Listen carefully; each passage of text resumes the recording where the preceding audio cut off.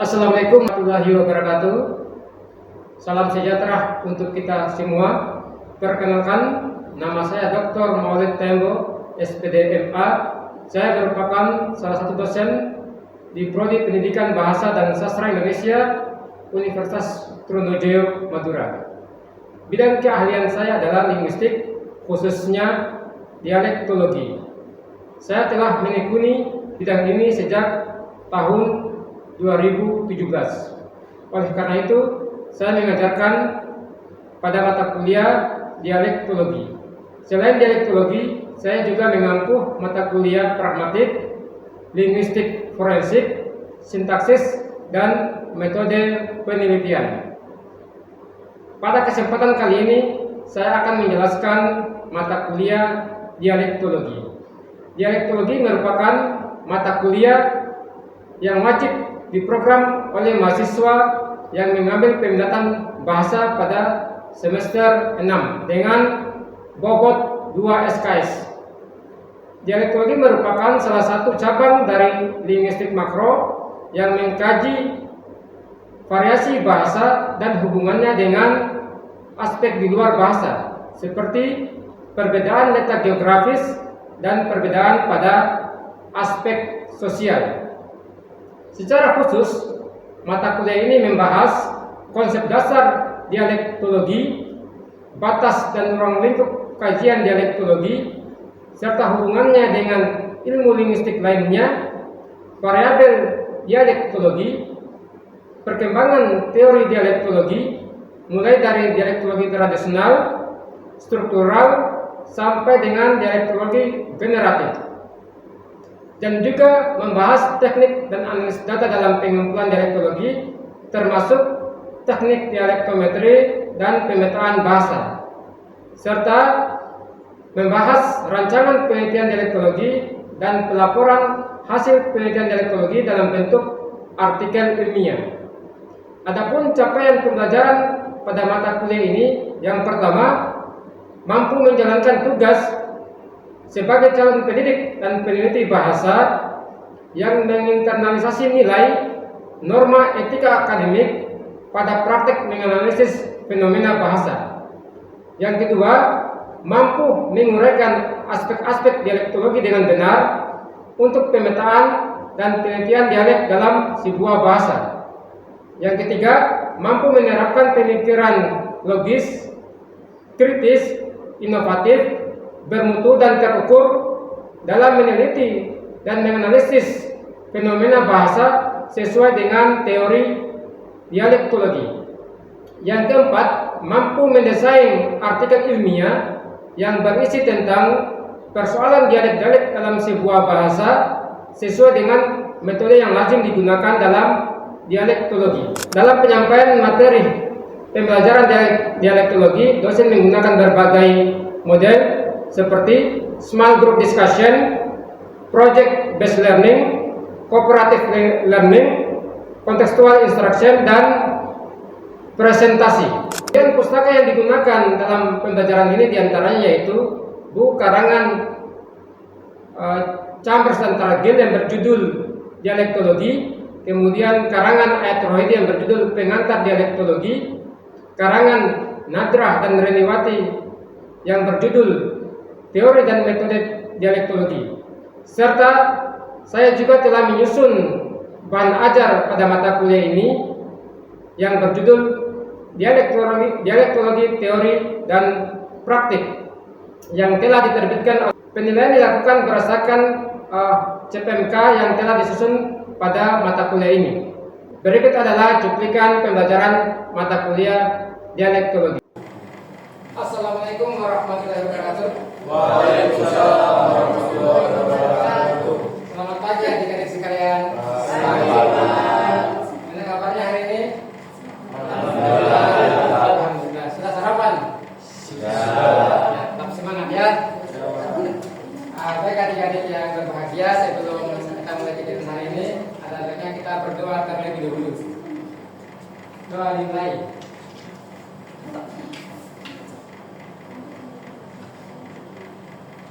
Oke, sudah berdoa ya. Baik adik-adik, sekarang pertemuan yang ketiga ya.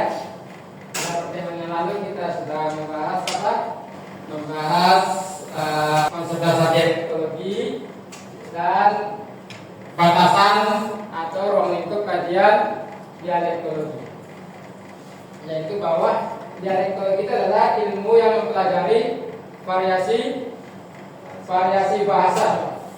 Ilmu yang mempelajari variasi bahasa. Masih ingat ya?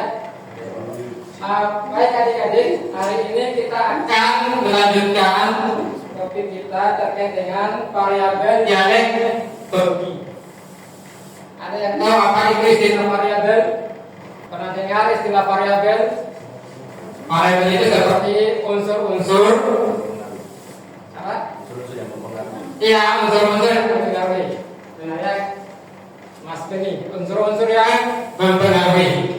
Atau bisa juga objek, karakteristik yang mempengaruhi sesuatu. Itu variabel.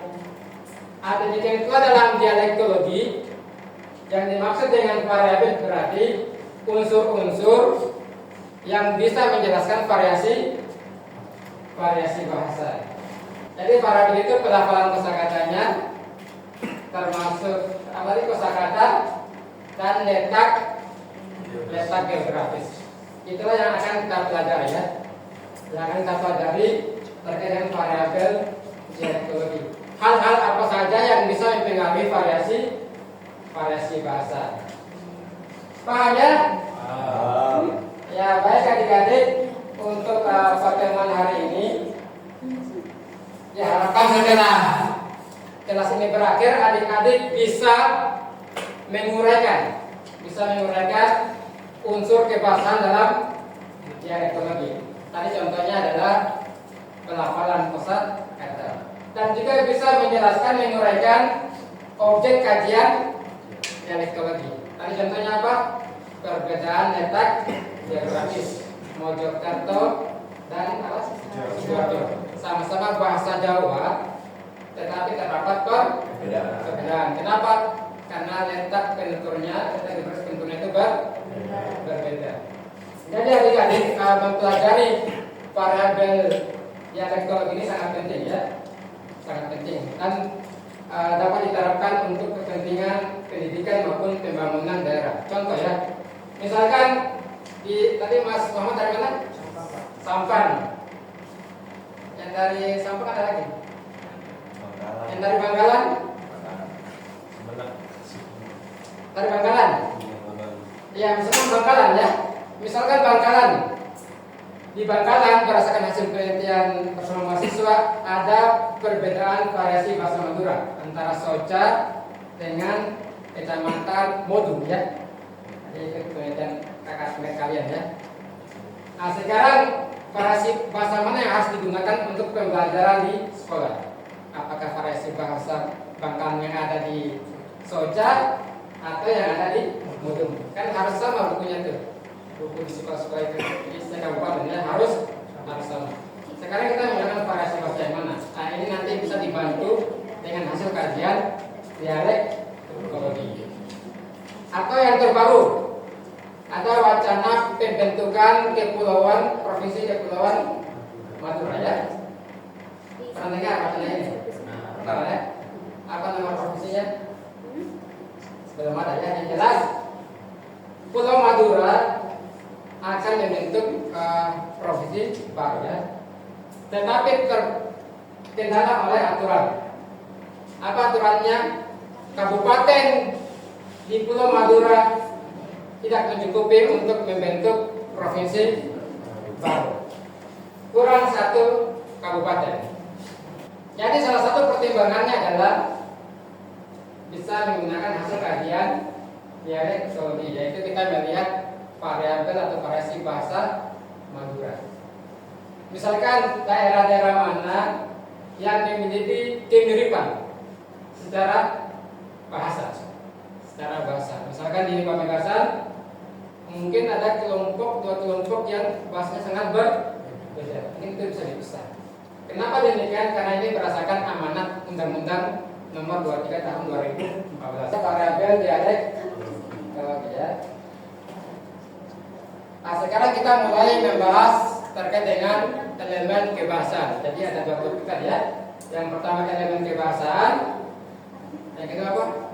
Objek dialektologi. Jadi yang kita bahas hari ini kebahasaan itu biasa dikenal dengan istilah unsur-unsur dengan objek kajian dialektologi. Kalian kan sudah belajar fonologi ya? Fonologi, morfologi, sintaksis, peragam. Sudah pernah mendengar istilah unsur-unsur kan? Unsur-unsur itu sama dengan elemen ya.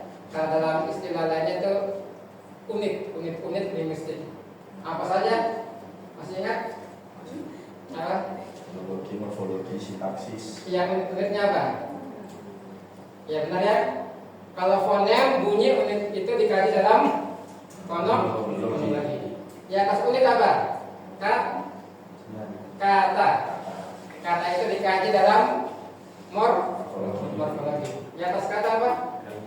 Ya, frasa atau kalimat dikaji dalam bidang sintaksis. Kemudian paragraf dikaji dalam bidang apa? Wacana. Ini pelajaran semester kemarin ya. Di dialektologi unsur yang akan dikaji itu lebih kepada bunyi dan leksikon. Jadi bunyi bahasa tadi pelafalannya ya, masih bagus, dan kosakata. Frasa dan klausa, kalimat, wacana, paragraf itu jarang menjadi objek yang dikaji dalam dialektologi. Kenapa? Karena variasi sebuah bahasa pada bidang kalimat, aspek kalimat atau paragraf biasanya relatif tidak berbeda, sama ya.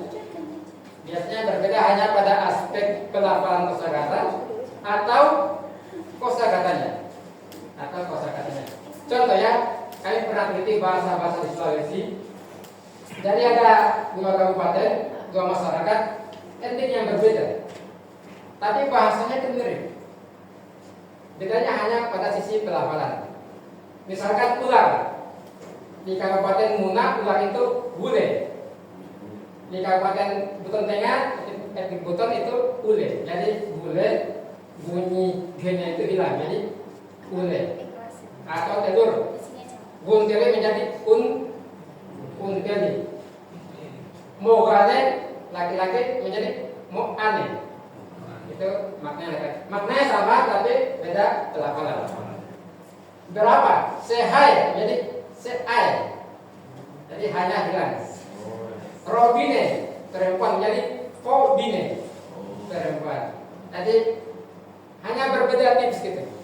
Ada juga di seberang lagi di Pulau Wakatobi itu bahasanya lebih tipis perbedaannya. Misalnya perkawinan di pulau namanya Pulau Wangi-Wangi itu perkawinan pas darahnya TKBia. Tapi di pulau yang lain TKBia, yang lain TKBia. Jadi kalau dengar sebentar sama, tapi setelah didengar kembali hasil rekaman ternyata berbeda. Sama dengan pilihan kakak tingkat kalian yang kemarin di di Kabupaten Bojonegoro. Bojonegoro untuk makna akar. Akar bahasa daerahnya apa? Jawanya? Oyot. Hah? Oyot. Oyot. Ya benar ya. Ada yang oyot, ada yang oyot. Jadi ada yang pakai H, ada yang tanpa H. Kalau di desa Sekar itu dia tanpa H. Di desa Gayam pakai H. Itu penelitian bersama mahasiswa ya. Atau ada juga bintang. Ini di Mojokerto kalau saya Mojokerto. Bintang itu lintang sama lentang. Jadi ada yang pakai I, ada yang pakai I. Padahal sama-sama ini desa yang berdekatan, sama-sama bahasa Jawa. Bahasa Madura juga ada penelitian Mas siapa kemarin yang kakak di desa apa tadi Bangkalan ya, di Bangkalan untuk bahasa Madura apa? Di desa A apa pakai H. Di desa sebelahnya pakai apang. Dan itu konsisten ya, maksudnya ditunjukkan oleh beberapa kosakata banyak dengan beragam. Artinya apa? Ternyata memang bahasa itu sangat bervariasi. Kalau kita tidak memahami ini, nanti ketika pembuatan bahan ajar bahasa dari sekolah-sekolah itu akan mengalami kendala ya, karena kita harus menggunakan variasi yang mana, sedangkan muridnya itu berasal dari daerah yang berbeda. Jadi nanti bisa menggunakan hasil kajian dialektologi. Paham ya?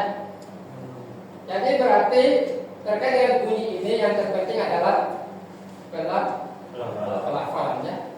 Jadi kalau mengambil kata dialektologi, jangan minta narasumbernya itu nulis sejarahnya, harus direkam. Lihat yang kedua adalah leksikon. Leksikon ini kosakata. Kalau bahasa sehari-hari itu kosakata ya. Alhasil inilah yang terjadi maksud dengan elemen kebahasan. Bagaimana untuk melihat bahwa sebuah bahasa itu bervariasi? Dilihat pada aspek pelafalan kosakatanya atau perbedaan kosakata. Paham ya rasanya? Ya. Tadi kan Bapak sudah menjelaskan tentang leksikon, terus dialektologi, tapi saya masih kurang paham yang bagian jika di satu kabupaten tertentu bahasa daerahnya itu bervariasi, itu belajar bahasa daerah di sekolah itu pakai buku yang digunakan di pembelajaran buku itu pakai bahasa yang mana dan itu pakai itu. Iya, terima kasih Mas Bagus, pertanyaan yang sangat penting ya, sangat bagus sesuai namanya ya Mas Bagus. Nah, contohnya di Madura, di Bangkalan ya. Di Bangkalan berdasarkan penelitian banyak perbedaan bukan saja pada aspek pelafalan bunyi kosakata, tapi juga bentuk katanya berbeda. Tadi contohnya kiri di Banyuning Gajah kiri, Banyuning Laut Aceh. Sekarang ada kakak yang sedang meneliti variasi bahasa Bangkalan di Modung dan Soca. Berdasarkan survei awal banyak perbedaan kosakata. Sekarang pertanyaan, ini kan Kabupaten bahasa Madura. Nanti di sekolah-sekolah kita akan menggunakan variasi bahasa yang mana? Salah satu solusinya ya, kita melakukan penelitian dialektologi, yaitu meneliti variabel dialektologi mananya yang bervariasi. Jadi ketika adik-adik mengkaji variasi sebuah bahasa dalam hal elemen kebahasan, nanti bisa akan menemukan. Yang pertama, adik-adik bisa menemukan variasi mana yang lebih standar. Variasi mana yang lebih standar. Yang lain itu hanya inovasi-inovasi. Apa indikatornya? Pertama, variasi itu penuturnya lebih banyak. Jadi lebih banyak digunakan oleh masyarakat mayoritas Bangkalan.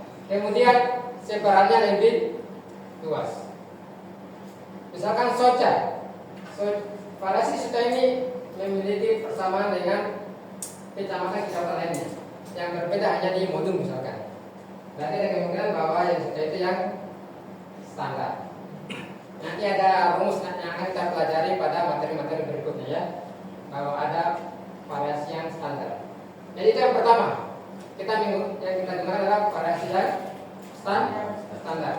Yang kedua, pusat budaya. Misalkan Soca menjadi pusat budaya, ada kemungkinan Soca itu yang merupakan bahasa aslinya. Jadi masyarakat pertama Bangkalan ada di Soca. Berarti variasi bahasa yang ada di Soca itulah yang asli. Adapun yang lainnya mungkin sudah dipengaruhi oleh bahasa yang lain. Itu indikator yang kedua. Jadi melihat pusat budaya. Dan nanti ada materi terkait dengan perubahan bunyi ya. Perubahan bunyi itu kita bisa mengetahui, misalkan kayak tadi contohnya hoyot dengan hoyot. Ada pakai H, ada tanpa H. Kita akan lihat yang asli ini hoyot atau hoyot. Kan kita nggak tahu kan? Apakah hoyot itu yang asli, kemudian masyarakat sebelah menghilangkan bunyi H supaya lebih sederhana jadi hoyot. Atau yang asli itu hoyot. Paham ya unsur kebahasan? Oke, kita lanjut ke materi yang kedua. Yang kedua itu objek dialektika. dialektologi. Jadi ketika adik-adik nanti ingin meneliti dialektologi dalam variasi bahasa Jawa, apa yang harus dilihat pertama? Bisa terkait dengan perbedaan wilayah. Misalkan bagaimana sih bahasa Jawa di Mojokerto dengan di Bojonegoro? Apakah ada perbedaan? Jadi melihat pada perbedaan letak geografis. Atau bahasa Madura, saya ingin di bahasa Bangkalan secara dialekkologis. Caranya gimana? Lihat bahasa di Soja, lihat bahasa Madura di Modung, di Tanah Merah, Arus Bayan. Apakah ada perbedaan? Seperti itu ya. Itu berdasarkan letak geografis atau wilayah. Yang kedua berdasarkan waktu. Yang berdasarkan waktu ini agak susah ya, karena kalian harus membuka literatur yang lama ya. Misalkan bahasa Jawa kuno dengan bahasa Jawa yang sekarang. Yang ketiga adalah variabel sosial. Misalkan status. Status itu tingkatan ya. Kalau di bahasa Jawa kan ada kromo.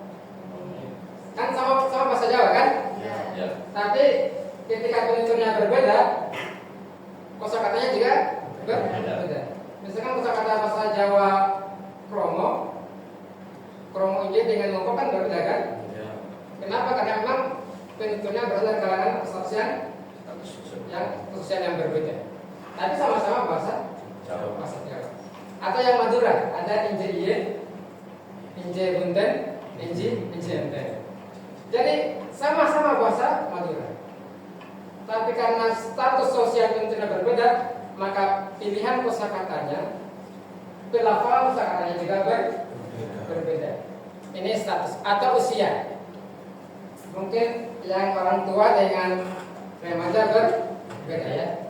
Atau jenis kelamin, atau pekerjaan. Boleh jadi perbedaan pekerjaan, perbedaan variasi bahasa antara orang yang bekerja di laut dengan di pegunungan atau di darat. Atau etnik, perbedaan etnis suku. Saya pernah lihat ya bahasa Indonesia, jadi pelafalan bahasa Indonesia antara masyarakat NTB dengan Sulawesi. Jadi masyarakat NTB khususnya di Lombok itu agak sukar melafalkan bunyi K di akhir kata, karena mungkin terdengar dengan bahasa daerahnya. Misalkan katak itu sesuatu, maksudnya katak atau bapak, kakak. Jadi di akhir kata itu susah melafalkan bunyi K.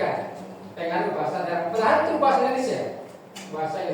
Ada juga yang, tapi ini tidak dominan ya, kalau itu dominan.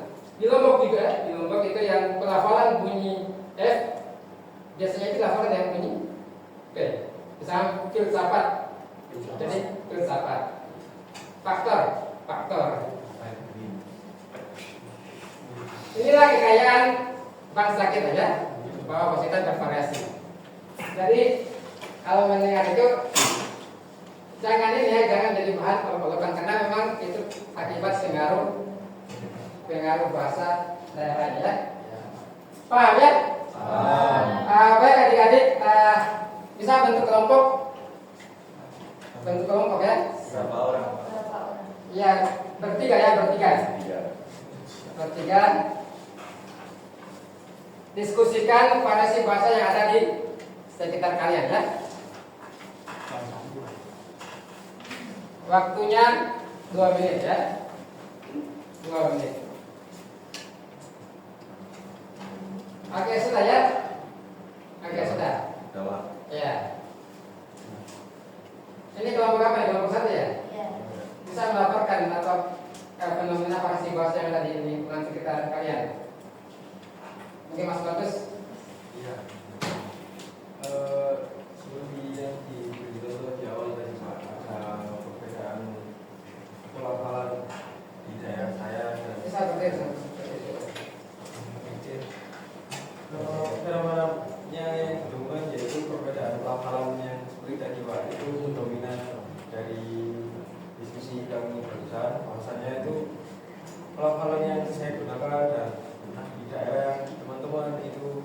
saja walaupun sama-sama menggunakan bahasa Jawa. Ya, bagus ya. Dari tepuk tangan untuk kelompok 1. Nah, tanggapan kelompok 2 sudah sepakat ya? Sepakat. Ya, kelompok 2. Baik Bapak, seperti yang dipaparkan bahwa terdapat perbedaan variasi bahasa.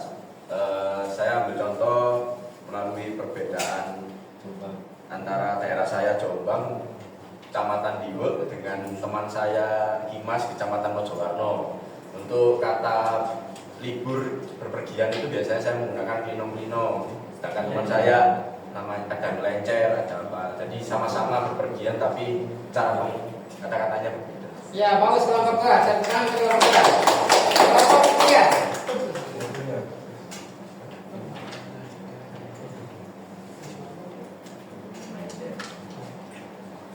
Ya, kelompok 3. Seperti yang sudah disampaikan tadi Pak, bahwasanya terdapat perbedaan yang dilatar belakangi oleh banyak hal tentang wilayah, waktu dan latar belakang terbentuknya. Dan di sini kami sepakat dengan yang disampaikan oleh kelompok 1 dan kelompok 2 bahwasanya itu semua dilatar belakangi oleh pembentuknya masing-masing. Maka dari itu muncul entah perbedaan kosakata atau gunakan bunyi-bunyi tertentu seperti itu. Oke, terima kasih kelompok 3.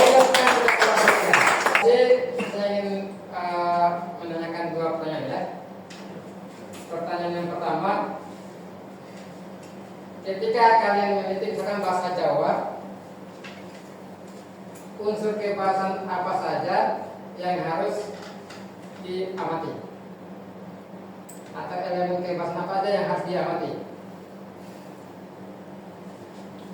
Ketika ini meneliti variasi, misalkan variasi bahasa Jawa, elemen kebahasan apa saja yang dapat diamati?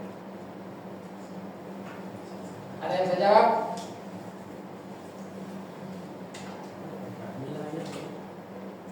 Iya, boleh perbedaan wilayah. Iya, Mas Beni. Terkait dengan fonologi atau bunyi-bunyi bahasa yang diucapkan oleh masing-masing etnik atau mungkin perbedaan dari leksika atau kosakata dari beberapa daerah. Iya, benar ya. Iya, dari keterangan untuk Mas Beni. Jadi bunyi kan kosakata atau leksika. Yang kedua, yang terakhir, ketika kalian memiliki sebuah bahasa, misalkan bahasa Jawa, objek kajian apa yang kalian akan amati? Atau faktor apa yang kalian akan amati, variabel yang mana? Hah? Tuturan. Ada yang lain? Apa? Leksikal. Atau bisa perbedaan geografis ya. Ya, baik adik-adik, luar biasa ya. Luar biasa pertemuan hari ini. Ada yang bisa menyimpulkan?